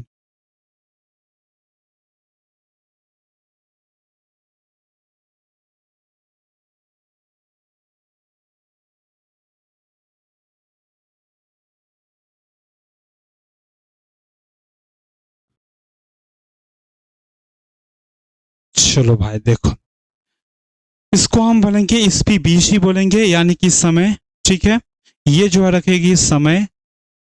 समय और समय के साथ साथ हम देखेंगे भाई शासक देखेंगे। ठीक है, अध्यक्ष देखेंगे। अध्यक्ष देखेंगे, उसके बाद हम शासक देखेंगे। समय, शासक और स्थान देखेंगे।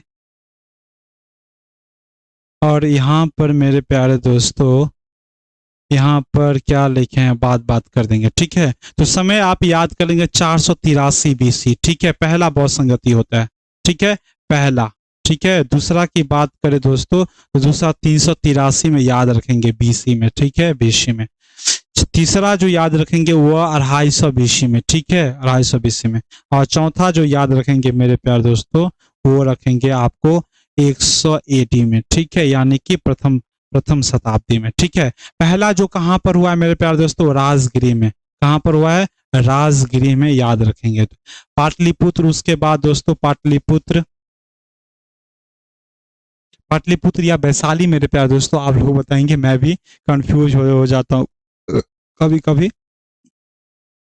ठीक है, तो ये 83 वाला जो होता है ये वैशाली में होता है। ठीक है, वैशाली में, कभी कभी हो जाता है भाई, वैशाली में है। ठीक है, वैशाली में, वैशाली, पाटलिपुत्र और कुंडलग्राम। ठीक है, अध्यक्ष के बात किया जाए तो महाकश्यप।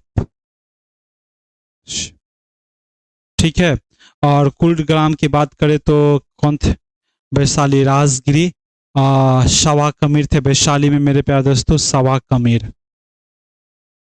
ठीक है, मुंगली, मुंगली, मुंगली पुत्र, मुंगली पुत्र तस्य था। ठीक है, इसके अध्यक्ष। ठीक है, उसके बाद भाई एक था वसुमित्र, वसुमित्र, वसु, वसुमित्र थे। ठीक है, वसुमित्र। अशोक याद रखेंगे, अ क, ठीक है, अ से क्या हो जाएगा, अजात शत्रु। ठीक है, अजात शत्रु। ठीक है, क से क्या हो जाएगा, कालाशोक। ठीक है, अ से फिर अशोक, कनिष्क। आप चले, ये बातें हुई। एक और जो मिल जाता तो अच्छा हो जाता।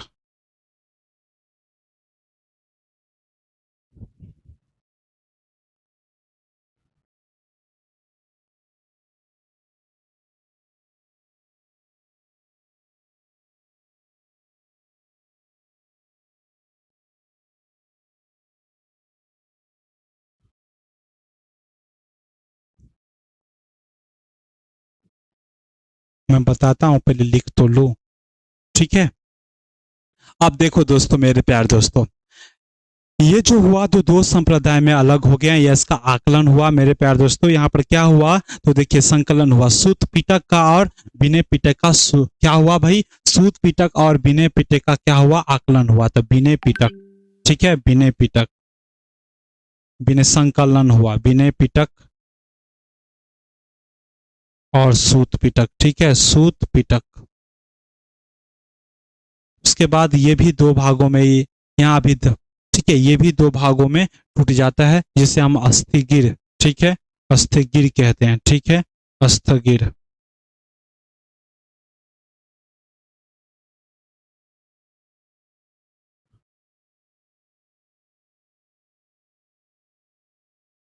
ये भी दो भागों में टूट जाता है, स्थगिर और महासंगिक, याद रखेंगे भाई। आपको सब बताते हैं, अभी संगे पहले लिख लेते हैं। और मुंगली पुत्र यानी कि तीसरी बौद्ध सभा में भाई इसको जोड़ा गया क्या, इसमें जोड़ा गया मेरे प्यारे दोस्तों, इसमें जोड़ा गया, इसमें अभिधम को जोड़ा गया, अभिधम, ठीक है। और मुंगली पुत्र में हो गया दोस्तों, मुंगली पुत्र तीसरा में, अरे भाई साहब इसमें लिखा गया, एक सेकेंड,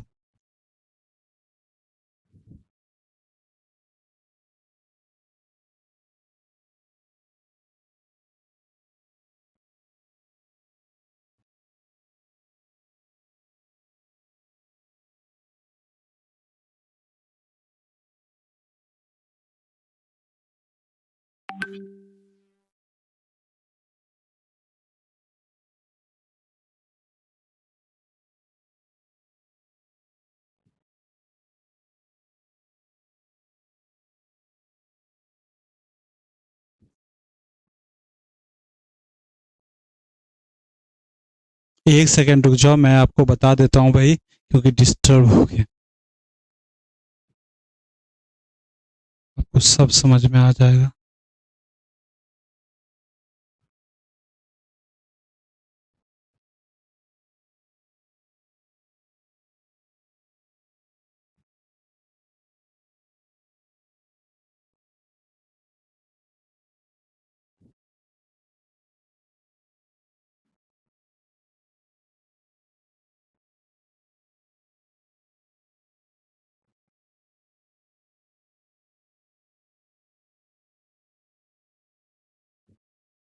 ठीक है, अब समझ में आ गया होगा, क्योंकि मिस्टेक हो गई थी भाई।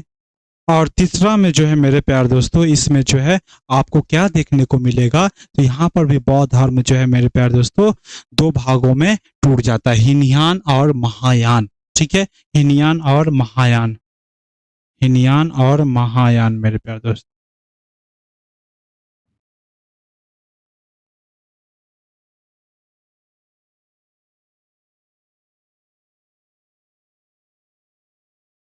ठीक है, बताता हूँ, एक सेकेंड रुक जाइएगा दोस्तों, मेरे प्यार दोस्तों एक सेकेंड रुक जाओ।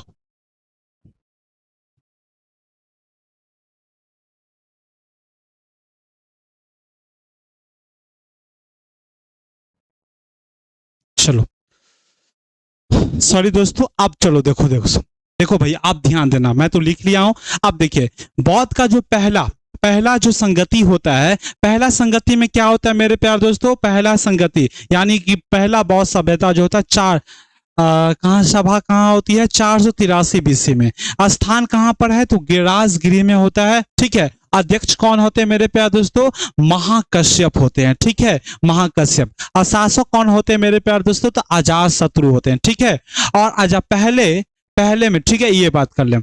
दूसरा जो होता है भाई वो 383 में होती है, और वैशाली में, जिसके अध्यक्ष जो है सावा कमीर है, काला शोक के काल में होते हैं। 250 BC में तीसरा बौद्ध सभा होती है पाटलिपुत्र में, और जिसके अध्यक्ष मुंगलीपुत्र तस्य हैं और अशोक के शासन काल में होते हैं, ठीक है। और चौथा जो होता है 100 AD में, यानी कि प्रथम सदी में होता है, कुलग्राम में होता है, ठीक, जो कि कहां पर है भाई, जम्मू कश्मीर, बसु मित्र के अध्यक्षता में होती है। और कहा किसके शासनकाल में, तो कुनी के शासनकाल में, ठीक है। प्रथम जब बौद्ध सभा में अगर बैठक होती है, तो वहां पर क्या होता है मेरे प्यारे दोस्तों, वहां पर होता है ये कि यहाँ पर दो का संकलन, दो पिटक का संकलन किया जाता है, विनय पिटक और सतपेश सूत पिटक का, ठीक है, विनय पिटक और सूत पिटक का होता है। दूसरे बौद्ध सभा में क्या होता है मेरे प्यारे दोस्तों, स्थगिर और महासंगिक।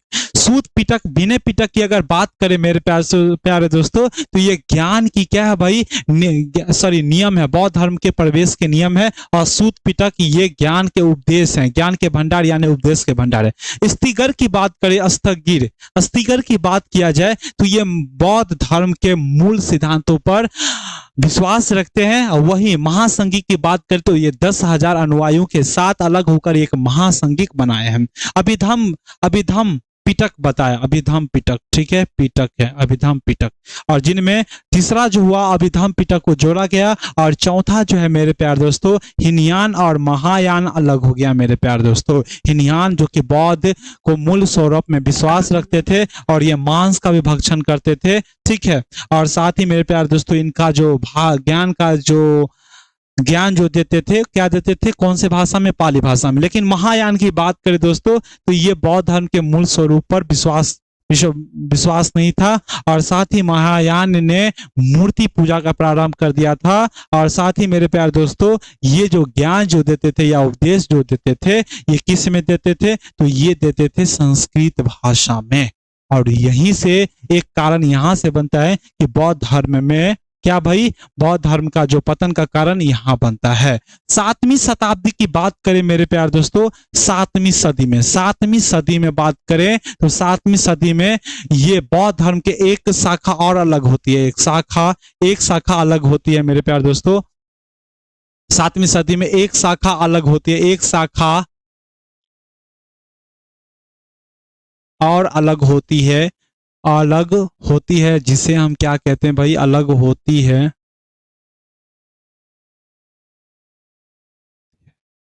जिसे क्या कहते हैं भाई, बर्जियान कहते हैं, बर्जियान शाखा, ठीक है, क्या भाई, बर्जियान शाखा, ठीक है, जिसे हम क्या कहते हैं, बर्जियान शाखा। 7वीं सदी में क्या कहते हैं भाई, 7वीं सदी में, ठीक है, सदी में अलग होता है, ठीक है।